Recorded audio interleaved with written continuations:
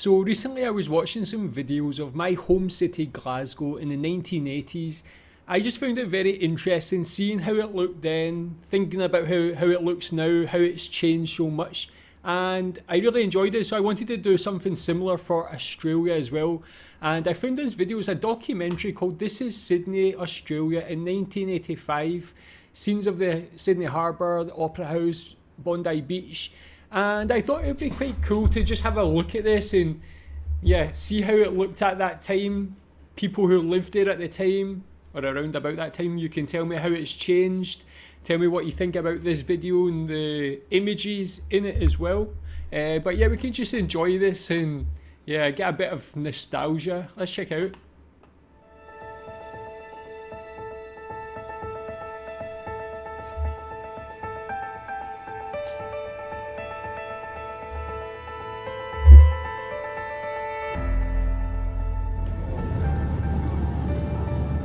Gentlemen, that have commenced our final approach into Sydney Smith Airport.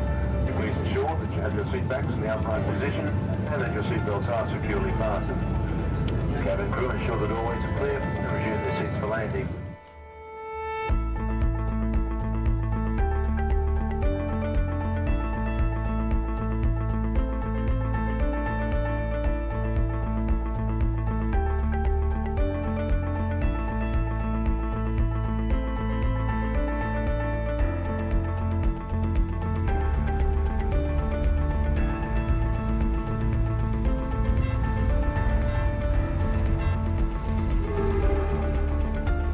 On the 28th of January 1788, Captain Arthur Phillip's first fleet dropped anchor in Sydney Cove. After 6 months of sailing from England with spells of fair weather and long stretches of foul, arriving at an uncivilised and likely to be hostile land, the only word of encouragement the commander could give his utterly weary, despairing chargers was hope. That evening, Phillip was rowed ashore, and in the presence of his officers and a marine guard, he hoisted the Union Jack and proclaimed a new British colony. He named it Sydney in honour of Viscount Sydney, Secretary of State for the Home Department which administered colonial affairs. So that's where the name originates, interesting. Oh, that's a nice shot of the bridge. It's a minute and 7. Margaret Bates has Triple M News and Info coming up shortly if you're on the roll. At an early hour, cars, buses and electric trains converged towards the Harbour Bridge, conveying tens of thousands of workers from the northern suburbs. Morning, get up and stop yawning. Yeah, tell me if you've ever had to make that journey across there for your work. Seems like a beautiful way to get to work. There's plenty to munch on, lots of goodness to crunch on. Golden Kellogg's cornflakes will get you on your way. One of the more pleasant ways for workers to commute from the North Shore suburbs is by ferry and hydrofoil. There's a carefree aura about them, and with good reason.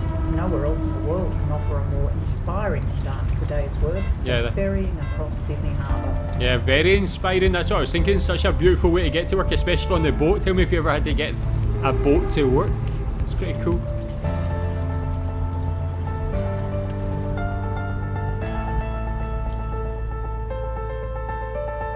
The Centre Point Tower is the highest structure in Australia and dominates the Sydney skyline.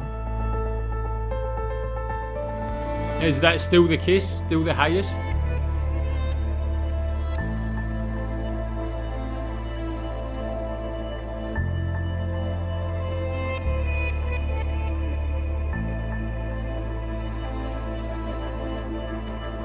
Well, what I think is one of the most distinctive things about Sydney is the Opera House and how it's a really interesting talking point, and that you don't find that sort of building in every city.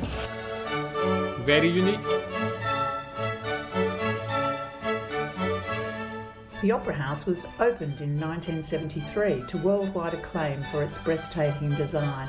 A geometric fantasy in concrete, the Opera House is Sydney's most spectacular architectural feature.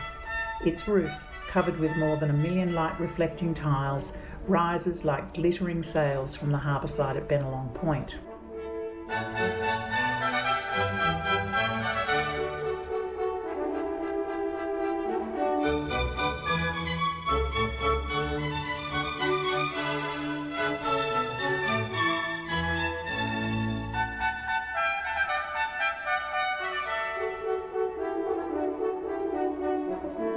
Such a nice painting.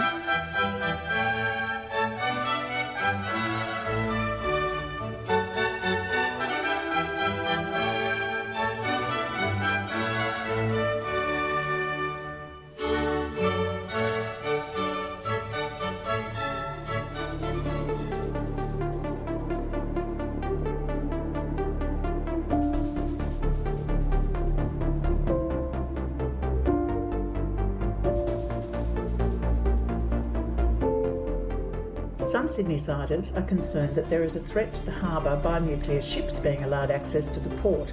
They demonstrate their concerns by protesting. I never knew of that, actually. Is that still something that happens? It's still a worry?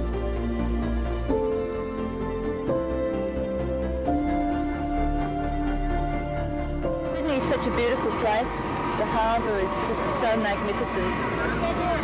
We feel that it would be such a shame for it to be ruined, and could so easily be ruined forever, irrevocably by a nuclear accident. The ships coming into harbour with reactors on board, they could leak radioactive waste into our harbour. Or there could be a really major accident which could devastate Sydney forever. See, there's always these causes for young people to be out there fighting for. Very interesting how different it is today. Well, not different, but the actual specific incident or situation is different to what people are protesting for today. A unique way to see Sydney Harbour and the northern coastline is by seaplane. A regular service is provided from Rose Bay to Gosford via Palm Beach.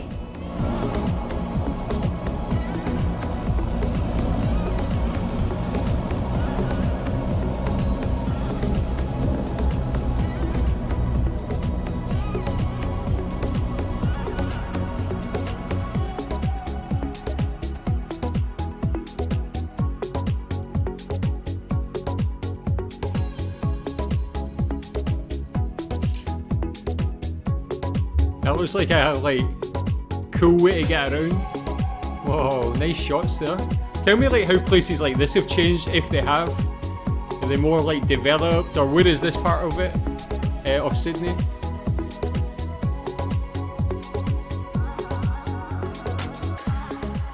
More than 30 beaches, sun-drenched and salubrious, line Sydney's Pacific coastline like ribbons of golden sand broken by rocky headlands. The most famous, Bondi, is a mere 5 miles from the city centre. It is one of the world's finest surfing beaches.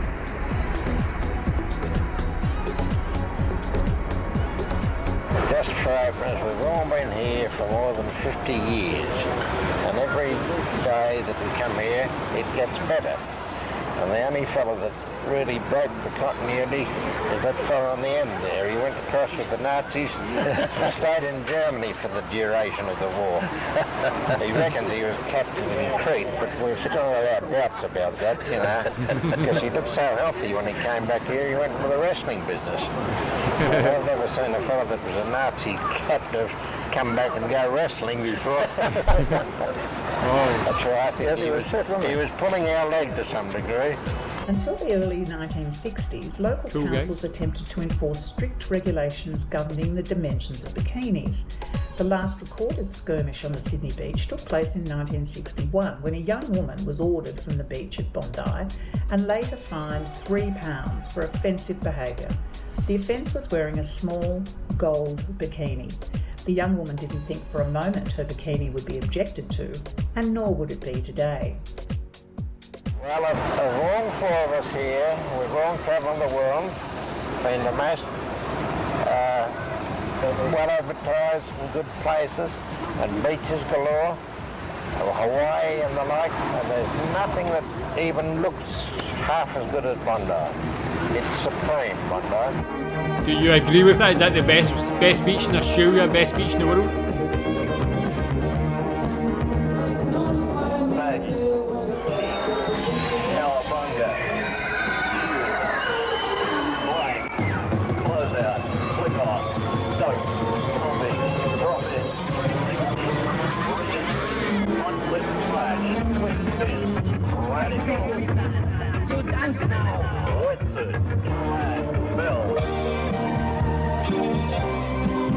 1985 Jose Junior Surfing Championship.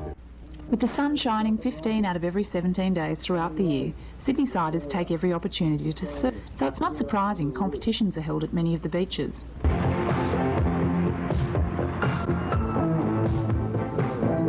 Jones and Luke Egan, you might remember Ross came second in this contest last year.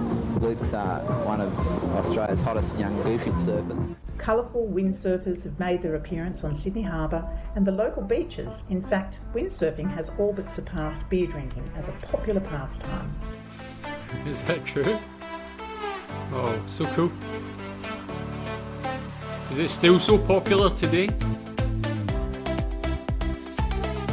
Even something about the colour of the sails looks very 80s as well.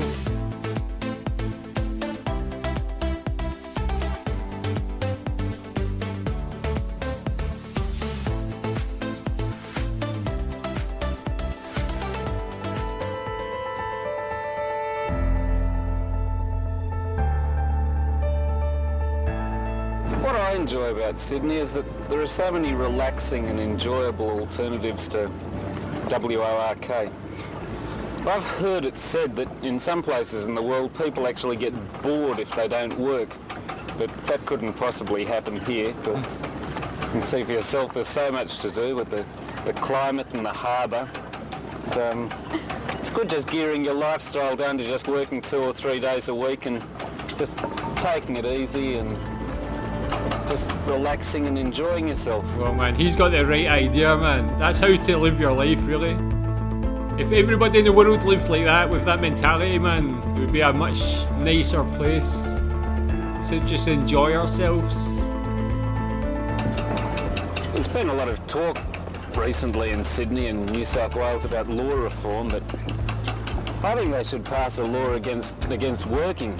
Or working too hard anyway. That's what I'd like to see. Cheers. Yes, man. All I wanted to do when I came out of the German prison camp was to get back to Bondi Beach, the greatest place in the world. We're determined to make Sydney Harbour nuclear free and hopefully the whole of Sydney nuclear free, and it doesn't matter how long it takes. It could take us years. I hope it doesn't take that long because I'm not sure how long we've got, but however long it takes, we will make Sydney Harbour nuclear free one day.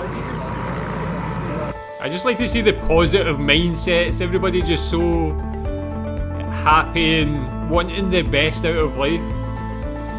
Once a convict settlement colonised by the British struggling to survive the hostile environment, Sydney is now observably one of the great cities of the world.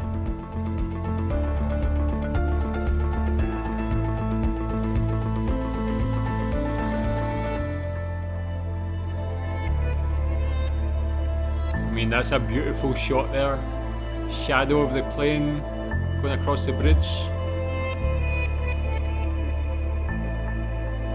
Okay, excellent video documentary. Like a little throwback to like a wonderful time in the history of Sydney, like 1985. Tell me if you were around Sydney at that time, or maybe in another part of Australia. What was life like? What do you think about this? Like again, like maybe even not just how things have changed, like physically with the cities, but with the mentality. You see people there are so hopeful and so positive and very aspirational. I love that mentality. Like that guy's thoughts about work and not working so hard is like, I mean, I just wish everybody had. Of course, we've got to work and we've got to like be productive, but it's good to just enjoy your life, man. That's the main thing, right? So, great little insight. I would love to watch more videos like this. Maybe even if it's other cities in Australia. See how things have changed. Tell me what you think about this, especially if you lived in Sydney or were in Sydney in the 80s. And yeah, recommend more videos like this. Thanks.